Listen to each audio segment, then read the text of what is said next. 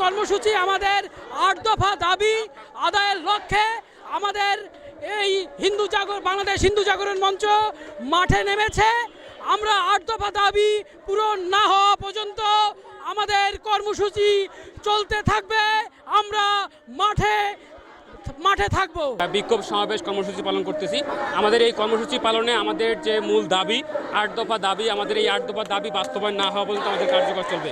আমাদের যে 8 দফা দাবি রয়েছে সেই দাবিগুলোর মধ্যে হচ্ছে 1 নম্বর হলো সংখ্যালঘু নির্যাতনের বিচারের জন্য নিরপেক্ষ তদন্ত কমিশন গঠনের মাধ্যমে দ্রুত বিচার ট্রাইব্যুনাল গঠনপূর্বক দোষীদের দ্রুততম সময়ে উপযুক্ত শাস্তি প্রদান, ক্ষতিগ্রস্তদের যথোপযুক্ত ক্ষতিপূরণ প্রদান ও পুনর্বাসনের ব্যবস্থা করতে হবে। 2 নম্বর হচ্ছে অনতিবিলম্বে সংখ্যালঘু সুরক্ষা আইন প্রণয়ন করতে হবে, সংখ্যালঘু বিষয়ক মন্ত্রণালয় গঠন করতে হবে, এটা 3 নম্বর।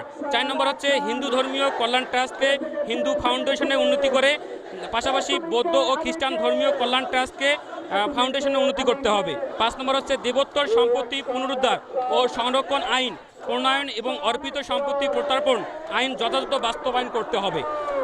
6 নম্বর হচ্ছে সরকারি বেসরকারি বিশ্ববিদ্যালয় কলেজ ও সকল উচ্চশিক্ষা প্রতিষ্ঠানে সংখ্যালঘু শিক্ষার্থীদের জন্য উপাসনালয় নির্মাণ এবং প্রতিটি হোস্টেলে প্রার্থনা কক্ষ বরাদ্দ করতে হবে।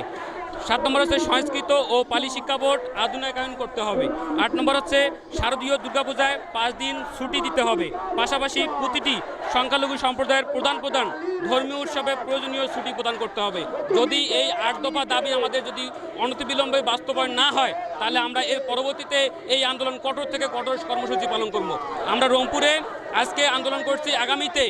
আগামী 5 দিনের মধ্যে যদি এই দাবি বাস্তবায়নের কোনো ঘোষণা না আসে তাহলে আমরা আমাদের সারা বাংলাদেশে সেন্ট্রাল থেকে যে আমাদের ঘোষণা এসেছে সেই ঘোষণা অনুযায়ী আমরা আমাদের কর্মসূচি পালন করব।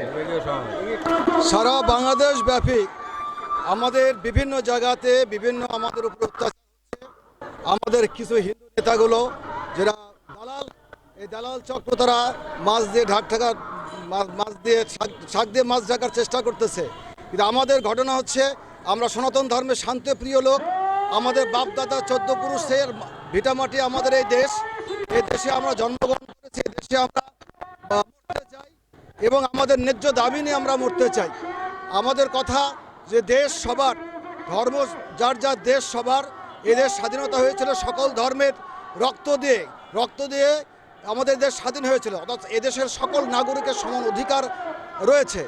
আজকে বিভিন্ন জায়গায় যেমন গণেশ পূজা গরম জল দিয়েছে, এরকম অনেক জায়গাতে বিভিন্ন জায়গাতে ঘটনা ঘটতেছে। আর স্বয়ং যেহেতু আমাদের প্রধান উপদেষ্টা যেহেতু বলছে যে সংখ্যালঘুদের উপর অত্যাচার হচ্ছে, সেখানে আমাদের হিন্দু দালালেরা কি করে তারা মাছ দিয়ে শাক দিয়ে মাছ ঢাকতে চাচ্ছে। আমাদের হচ্ছে সবচেয়ে এখন বড় শত্রু হচ্ছে আমাদের হিন্দু দালালেরা।